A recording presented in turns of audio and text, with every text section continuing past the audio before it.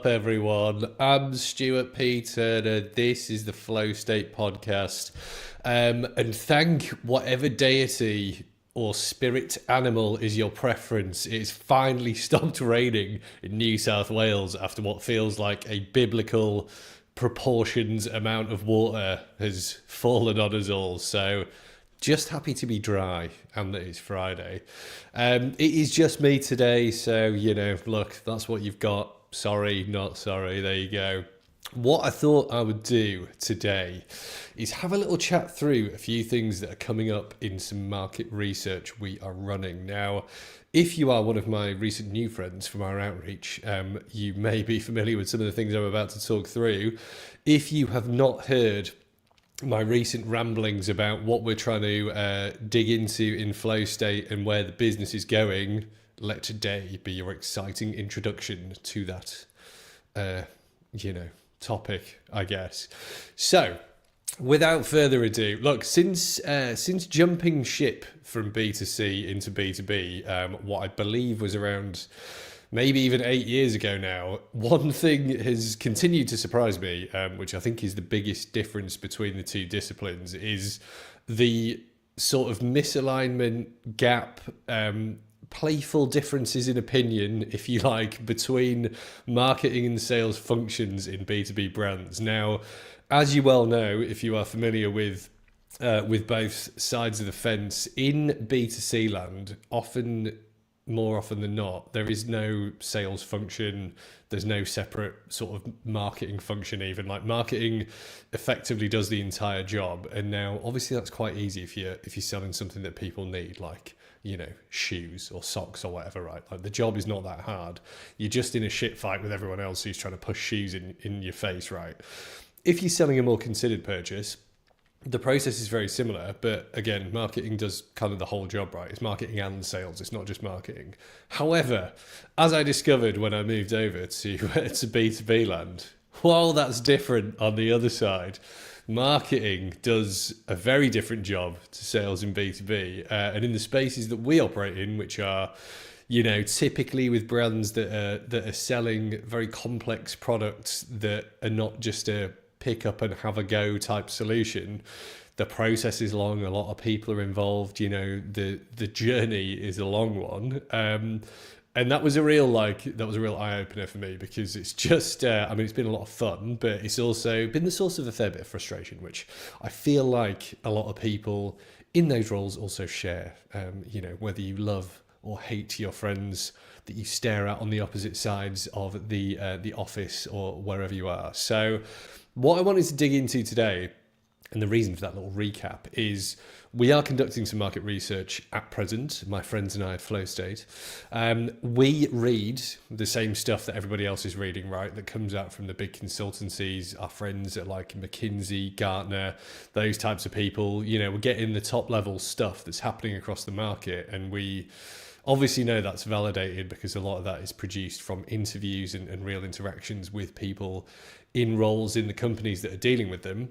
What we're keen to do right now is kind of pull that down to our specific relationships here in Australia and across APAC with our particular client base and flavour of brand that we're trying to work with. And what we want to do is just join those things together, right? Because it's very useful to know that there's these big top level challenges, and obviously we've been talking about that quite a lot on the podcast, like the big issues that are looming over us all the time, just waiting to like drop the hammer on you.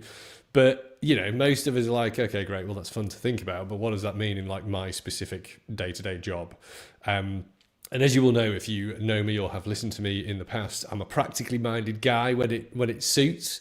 And today I want to dig into the practical side. So in a few recent conversations, two things keep cropping up, and what I want to sort of zoom in on is these two fundamental errors that I continue to have conversations about, and that I continue to find very interesting just talking to people and their different experiences and interpretations of these things that are limiting the growth potential of brands, B2B brands specifically. And where we're dealing with this, and we've done some of our own I can't even talk this morning. We've done some of our own research in the other business, Catalysi, on this, right? So there is a huge global problem here. And again, I just want to zoom in on the sort of the local aspects of that in sort of the damage that these two issues are doing to growth potential. And there's like trillions of dollars going down the toilet or being left on the table because of the impact of these issues. So that's what I want to talk about today. And what keeps coming up and what led me to this point, and the reason I wanted to run through this today, is that in these recent conversations I've been having, and even conversations with the team as we've been rebuilding our outreach campaigns to sort of bring some more people into our research, is there's three subjects that people still love to talk about, right? There's attribution. Now, again, going back to my time in B2C, I spent a lot of time chasing the attribution dragon. I'm sure that you have as well, in one form or another. Marketing people and digital people like love this. It's like catnip for them for some reason. Now, I've gone full circle on attribution. Like, I think it's a total waste of time now, because I think like whatever model you choose just tells you what you already know after a huge amount of time and effort and investment. So I'm, as always, happy to be challenged on that. But from my own experience trying to deploy attribution models, look, they're great. They produce a lot of interesting stuff, but they didn't ever tell me anything that I couldn't have just off the cuff told you from a brand I was working with or a business I was in. So if you've got a different experience to that, look, bring it to the table. Let's have a chat about it. But look, the reason that I wanted to talk about attribution is because I think it essentially distracts everyone from the core, more useful objective or sort of goal of actually trying to define impact on revenue or commercial outcomes in a business.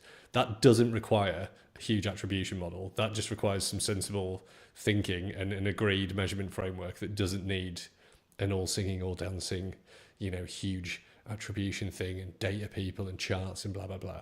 So that was number one, because I'm still talking about that now, and people still are still either dealing with it or they're still talking about it, or some people are just starting the journey.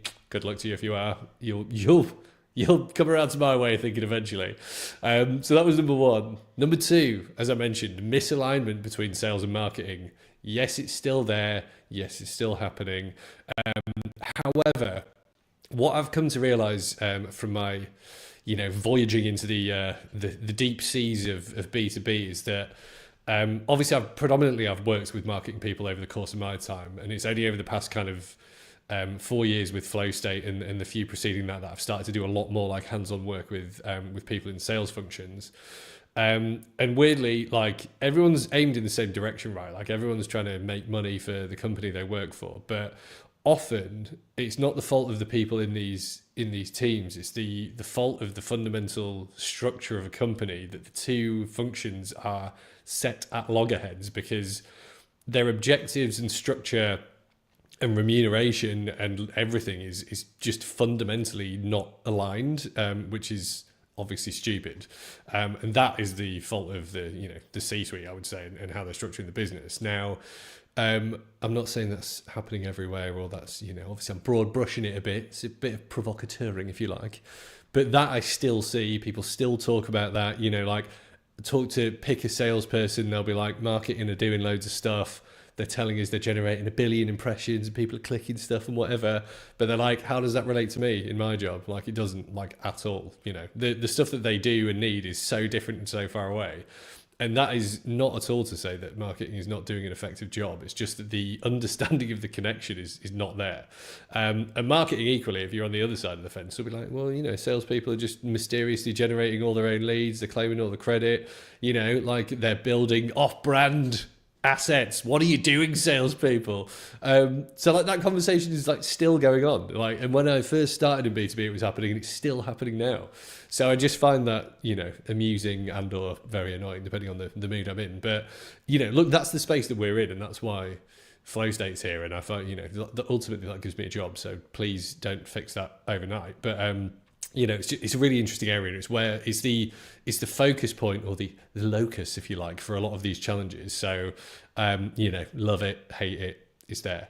The third thing is that winning friends and influencing people, shout out to Dale Carnegie there, is what still wins in businesses. So what I keep hearing from people that I'm talking to, both on this show and in the market research discussions I've been having, is that when you step outside of highfalutin, and or big chunky projects like attribution, or you step outside of your on paper function as a marketer or a salesperson, people are actually just making friends with each other. They're actually talking to each other about what they need in their day-to-day jobs.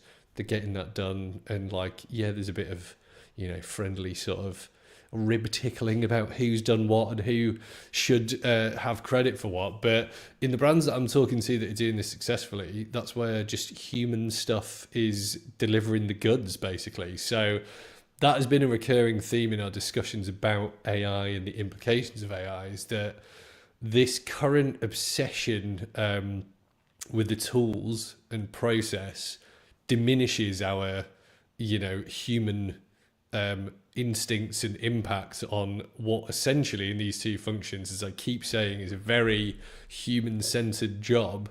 And it's where I've, even in my crusty, cynical old, insides, I'm seeing the rays of hope are, warming my heart a little bit, that if you just like know how to do your job and you do it well and you ignore all the bullshit, you can still do a great job, and that is still really valuable. There's no way tools are going to replace that. So look, those three areas just brought all this to a head. And these two things I want to talk about today, I'm just going to run through now. And what I would love is if anyone wants to sort of come on and discuss these in more detail. I've got a few conversations I'm currently lining up, but if you want to come on and talk about them, or if you just want to have a more private conversation about it, that's totally fine. Let me know, because I'm keen. I'm keen to talk, just like I want to say early 90s Bob Hoskins in that BT advert, which is possibly a bit of a deep international cut for my current audience, but there you go. So I know what you're thinking, Stu. What the hell are these two issues? Just get on with it, and how can I fix them? All right, I will. The first one, which will be very familiar, is very poor data. Garbage in equals garbage out. Now, again, many conversations about this. It's still happening. It's even worse now, to be honest, because there's so much more data available. If you are not spending a huge amount of your time qualifying, sense checking, organizing your data before you start to activate against it or execute against it, you are literally falling over the first hurdle. You may be even tripping over off the blocks before you've even seen a hurdle on the tracks. Now, the four things that keep coming up in conversations I'm having here are lists. There's just lists of crap everywhere, right? So like, you're never going to get away from dealing with lists, right? We need lists of stuff to understand how to do things. But where those lists come from and the provenance and quality of those lists is questionable at best. And if, like me, you're probably using like B2B databases, you're probably using LinkedIn, you're probably deep inside your company's CRM trying to work out how the hell to actually see anything useful. The sort of, the level of diligence around all of that data varies so much that there's a fair bit of work that you have to do on your own just to qualify and assess how useful all that is against your own objectives and criteria. And where AI is proving problematic here is it's much easier to pull a list of, 10,000 people, 20,000, 100,000 people, just bang out some stuff to them and deliver a really horrible experience that nobody's going to thank you for. Over and above that, going back to what I was saying before, you then look like an idiot because you're doing loads of work that's not having any impact whatsoever, and you're actually actively damaging your brand in market as well as your own personal brand. If you're if you're like a salesperson, it's like you and the brand together. So real high risk there, and that's exactly where, going back to what I was saying, marketing and sales are in a unique position to come together with a very powerful voice as you're always talking to customers and prospects to be like, look, this is garbage, this is good, what should we be doing here? How do we address these fundamental prep challenges and do things better? So that's number one. The second is, exploding still disconnected data sources. Now, where a lot of great work has been done in process automation, integrations, pre the AI era, is in connecting and making, friends with all these disconnected data sources. So going back probably many years now, you remember the days of data lakes, data warehouses, CDPs, bloody some other thing that came after CDPs, DMPs, can't even remember what all the acronyms are now. We've been through so many iterations of these, which are all like, how do I organize and activate my data effectively? And obviously with the advent of AI, that's now easier to do than ever. But there's also more data sources than ever. So we're really big proponents, to be perfectly honest, of like less is more here. We use like 2 data sources to activate almost everything that we do across FlowState, and then we incrementally build them in as and when required, because there's a sort of, you know, danger that you've just got so much available and it all seems useful on the surface that you skip the assessment and analysis and you just go straight to doing stuff, because that's what every software company is trying to sell you, right? They're like, just do stuff. It's easy just to start doing stuff. Whereas, you know, obviously a big part of our brand is like, no, take a breath, take a step back. Do not start doing stuff. Everybody just calm down and let's all go for, you know, a coffee and actually think about what we're trying to achieve first before we start doing stuff. So look, I think that's, you know, that's a key challenge. Like B2B, thankfully, is usually a bit more sedately paced than B2C, but the different pressure you always have in B2B is that there's always pressures to be generating leads and there's always pressure to be demonstrating impact on revenue. So where the rush comes in is there, and that's where I think the thinking gets damaged. So that was a really interesting one that keeps coming up as well. In conjunction with that, possibly a sub point, mismatched data points everywhere. So going back to attribution and the misalignment between sales and marketing, you could be talking about what appears to be the same thing on the surface and it still means something very different, right? So leads is a classic example. What is a lead? What does a lead mean to a marketing person? What does a lead mean to a salesperson? I can tell you right now that the two have very different ideas about what those things are. And I also know for a fact that a lot of what are considered marketing qualified leads just get dumped in a bin and don't even make it to sales. And what's considered sales qualified seems to come from somewhere else. And look, I don't want to get into the whys and wherefores of that. Everyone's got good reasons for doing what they're doing.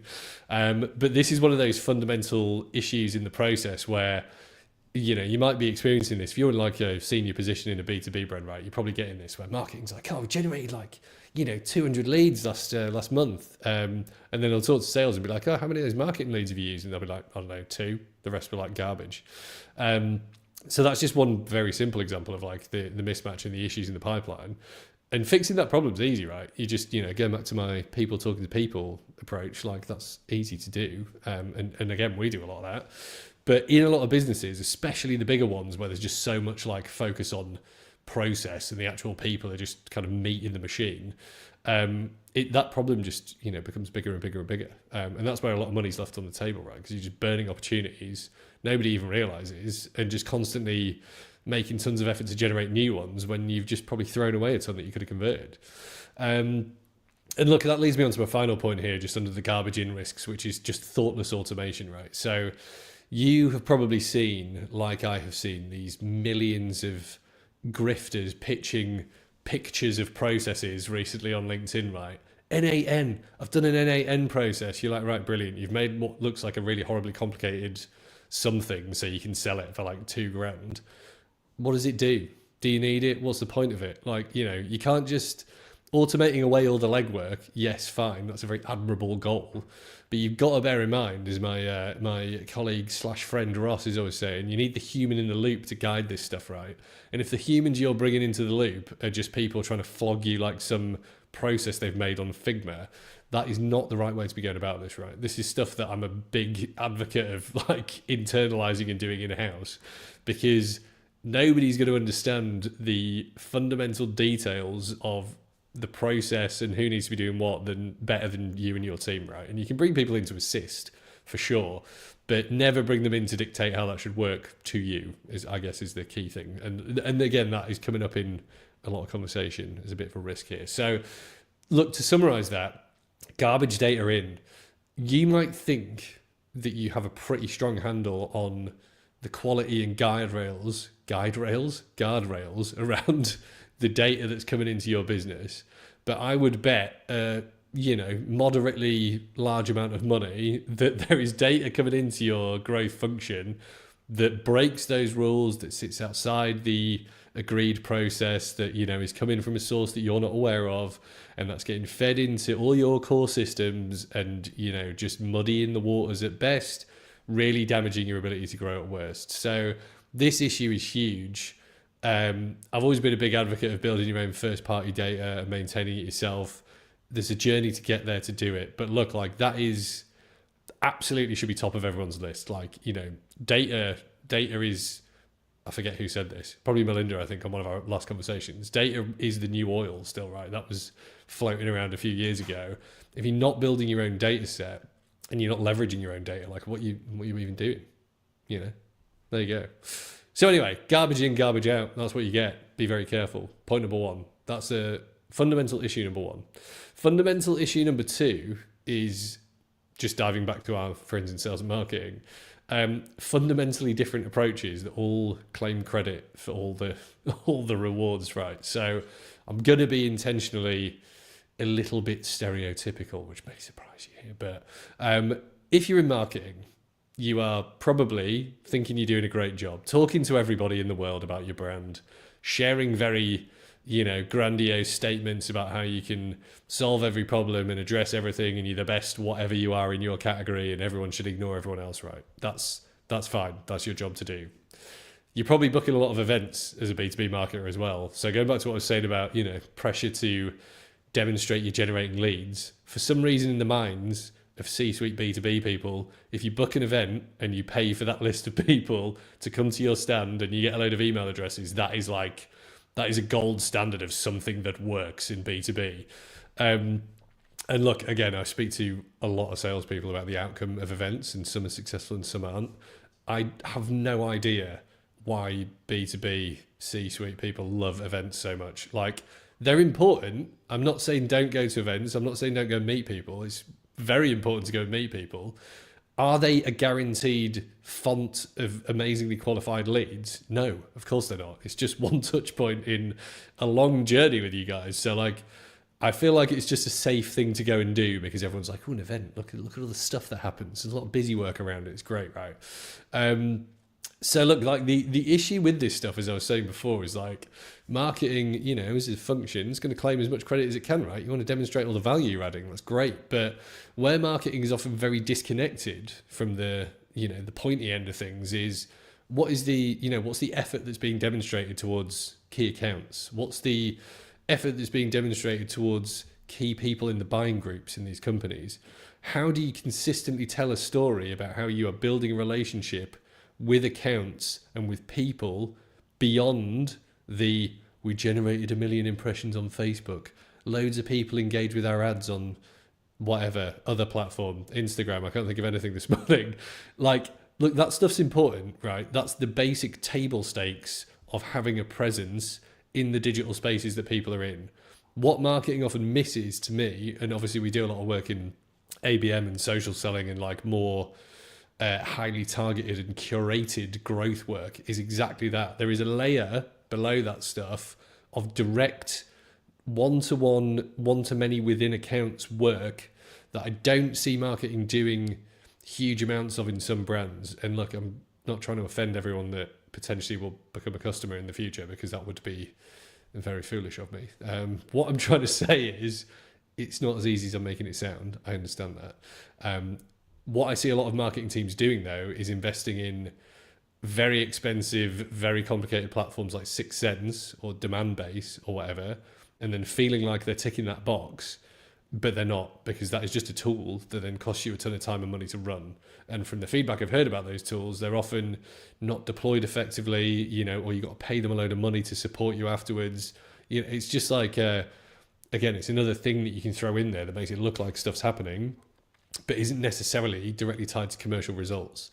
And going back to what I was saying about attribution and misalignment and the people elements, like that is where tools are getting shoved in to sort of do the job of people, right? And people are not being enabled or don't have the confidence to just turn around and say, no, I know this is going to work, right? Because, and I'm slightly guilty of this, right? I'm a digital guy, because we force digital stuff down everyone's throats 24/7. So look, that's the marketing issues there. The sales issue is very different, right? So sales is constantly getting whipped for like convert stuff, generate leads, generate revenue. Like, they're just under the cosh 24/7. Very pressure-filled role, to be honest. I wouldn't do it. I sympathise a lot with you salespeople. I like rag on sales a lot. I'm trying to rag equally on marketing and sales now. But look, sales is a tough job, and like even if you're a super hardcore people person, it's pretty thankless in a lot of the day to day, right? But the challenge sales have is that often a lot of their conversations hang off one person, right? And in B2B, we know that we're selling to a committee or a buying group, right? And in some businesses, that can be quite a lot of people over a 12, 18, 24-month period, right? It's hard to have that many conversations over that period of time consistently. And that's naturally why sales zoom in on key decision makers or, key influencers or champions in those buying groups, because otherwise like, it'd be impossible to keep all those conversations going at a one-to-one level at the sort of, the volume and in the ways that you would need to. And this is where when you see a B2B brand doing this really well, like they're running ABM, they're running like highly targeted marketing. Again, there's a load of grifters on LinkedIn trying to like call this something new just to sell whatever they're selling. But if you are running like properly account oriented marketing and sales, you will have beautiful harmony between marketing, just, very specifically building a strategy around those accounts. And sometimes it doesn't even need to be account level. It can be like a very focused industry level. It could be very focused role based stuff.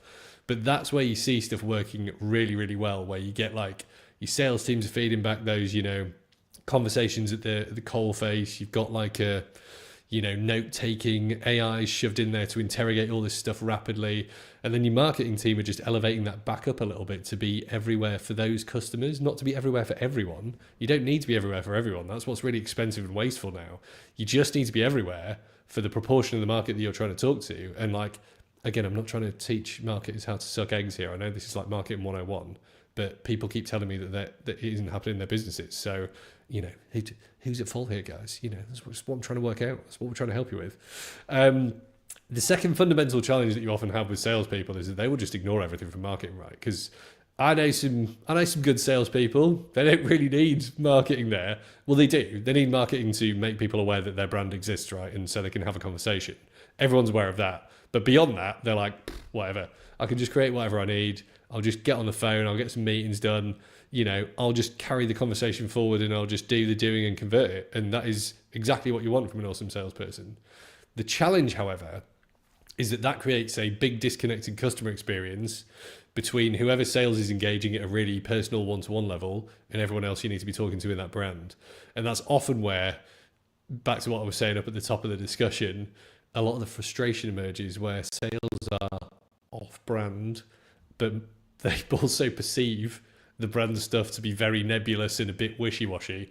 So that's really where, if I was going to give one piece of actual useful advice from this conversation, that if you're going to meet in the middle, sales and marketing people, again, it's on that account-to-account basis, and just be like, look, how do we draw down all this motherhood stuff that's like everything for everyone, and how do we make it really specific to you, Jeff or Jane in Acme Corp, your role, what you need, what are you talking about? And again, like this is where we slot in with a lot of flow state stuff, is like, this is how you get in the zone in growth. It's why we talk about growth and don't talk about sales and marketing, right? Because it should be a harmonious combination of both. It's not one or the other. It's both at the same time.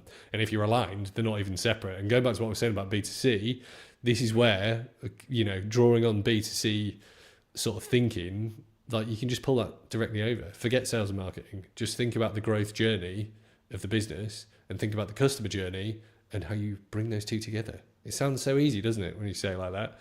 Unfortunately, this is where having all the people in there becomes the issue, right? Because it's not necessarily easy to align everyone around that stuff. But look, I don't want to ramble on too much about that. But look, that's the second key issue, right? So the reason I wanted to run through those things is because this keeps coming up. It's coming up in our current conversations.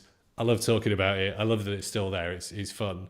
So garbage in, garbage out, the issues related to that. The fundamentally different approaches of sales and marketing, that's the second big issue. The reason I've raised both of those is because they're both relatively easy to start addressing. And the way to start addressing those things is just to start some more fundamentally aligned conversations inside your businesses. And if you're still going to the office, this is a great way to be like, look, Salespeople are often the ones that have to go out and entertain everyone. Just take your mates in sales out for lunch, have a chat to them, go sit with them and see what they're doing. Go out to meetings with them. This is what great like B2B marketers are doing, and some of the ones that I've had the pleasure of working with spend a lot of their time doing, right? It's like they'll go and ditch all their marketing colleagues and they'll go and sit with sales and be like, what are you guys doing? What is actually happening at the pointy end of all of these conversations, and how can I support you more effectively? And look, from the sales perspective, just try not to, try ignore marketing less, right? And go and tell them more specifically what you actually want. That's the key thing that I would say. Don't just be like, these guys don't know what they're doing. They're a bunch of idiots just making ads and running around going to events. I mean, they are doing that. Like, don't get me wrong, but they can do more stuff. They can do loads of great stuff. Marketers are not the, fluffy, airheaded people that you might think they are. So look, those are the key things for me. And look, the impact of all this stuff, as I was saying, is massive, right? So the bigger the teams and the bigger the scale, the bigger the issues, right? So the three big directly attributable issues to these problems, right, are one, missing lead. Like, you're missing opportunities at the very start if you're not thinking about addressing these two problems. You are leaving money on the table that could be coming into the business. So immediately the business could be growing more. Could be a couple of percent, could be 5, could be 10, whatever. Depends on the business and the size of the market. You're dropping leads all the way through the funnel. So the reason for that is because the whole funnel is not managed as tightly as the sales pipeline. If there was the same diligence around the sales pipeline, if that was applied to like the entire customer journey, you would bring a lot more leads right the way through, right? It was just like not even a discussion. However, only salespeople have that pressure and diligence only on the sales pipeline, and that's only from usually, opportunities to sales qualified leads onwards. So just something worth thinking about, like just do the same thing, but like right up to the very top. And look, subpar conversion. So where the customer experience comes into play is if your customer experience is disjointed or confusing, and Gartner still produce research that supports this, like we make buying hard in B2B. And I think the latest studies from Gartner just reaffirmed this again this year. Like, buying stuff from B2B brands is hard work. It's confusing. The information that you need is not available. Pricing is confusing. You're always having to talk to different people. Like, just start to think about how you can make that easier for your customers. And again, going back to what I was saying, if you're there at the start and this is consistent from the start, and you are enabling people to buy from you easily instead of making it hard for them to decide to buy from you, that is probably one of the most fundamentally simple concepts you can get aligned around in a business. And again, we do a lot of work in this area. That's why I ramble on about this stuff so much. But the impact of those things is huge, right? So again, in Catalysi, the other business that we're putting together at the moment, right? Like the research we've done there, like the dollar impact of all of this globally is, it might not even be globally, it might just be North America, is massive. It's in the trillions of dollars that are getting left on the table or wasted.